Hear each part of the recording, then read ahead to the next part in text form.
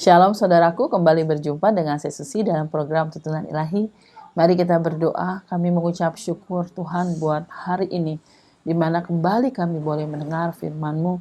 Mari berbicaralah ya Tuhan, kami siap mendengar, dan kami juga mau belajar untuk melakukan firman-Mu. Terima kasih Bapa, dalam nama Yesus kami sudah berdoa dan mengucap syukur. Haleluya, amin. Puji Tuhan saudaraku, hari ini kita sampai di hari yang ke-279 ya. Saya memberikan judul Kolam Bethesda dan yang kita baca diambil dari kitab Yohanes pasal yang kelima ya. Dalam Yohanes pasal 5 ayat 1 sampai 9 menceritakan bagaimana pada hari raya orang Yahudi Yesus pergi ke Yerusalem ya. Dan di Yerusalem dekat pintu gerbang domba ternyata di situ ada sebuah kolam. Dalam bahasa Ibrani namanya kolam Bethesda ya. Dalam kolam Bethesda ini ada 5 serambi. Dan dalam serambi-serambi itu berbaris sejumlah besar orang-orang ya, orang-orang yang sakit, orang-orang yang buta, orang-orang yang timpang, orang-orang yang lumpuh ya. Mengapa mereka di situ? Mereka menantikan goncangan air kolam itu. Ya, dikatakan bahwa sewaktu-waktu turunlah malaikat mengguncangkan air di dalam kolam itu. Dan barang siapa orang yang terlebih dulu turun ke kolam itu, maka dia akan mengalami kesembuhan apapun penyakitnya ya. Dan firman Tuhan mengatakan di ayat yang kelima, ada seorang yang sudah 38 tahun sakit ya. Dia berbaring di situ, dia menunggu di situ sudah sekian lama, bukan waktu yang singkat saudaraku ya. Dan Yesus berkata kepada orang ini, maukah engkau sembuh? Ya, dan orang itu menjawab, bagaimana aku bisa sembuh? Tidak ada yang menurunkan aku ke kolam itu. Tidak ada yang bisa membantu saya.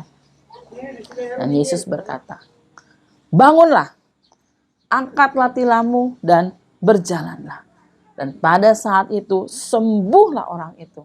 Dia mengangkat tilamnya dan berjalan ya.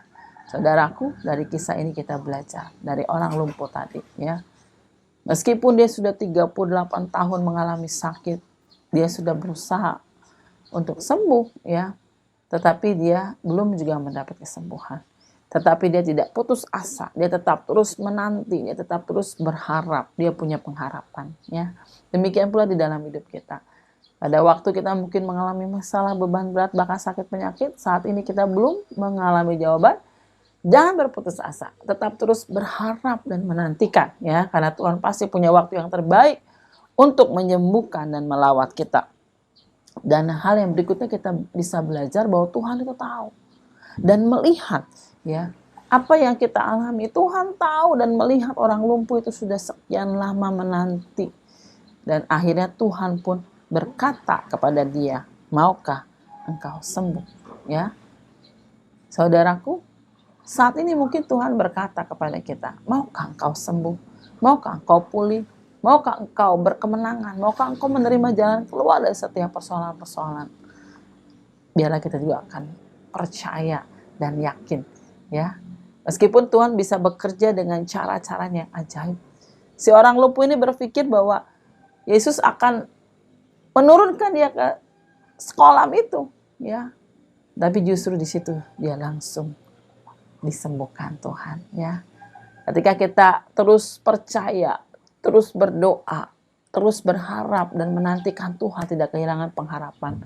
Bahkan Tuhan bisa menjawab doa kita lebih dari apa yang kita rindukan ya.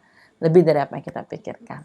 Oke saudaraku, dan nas yang akan kita baca besok diambil dari Matius pasal 12, Markus pasal 3, dan Lukas pasal 6.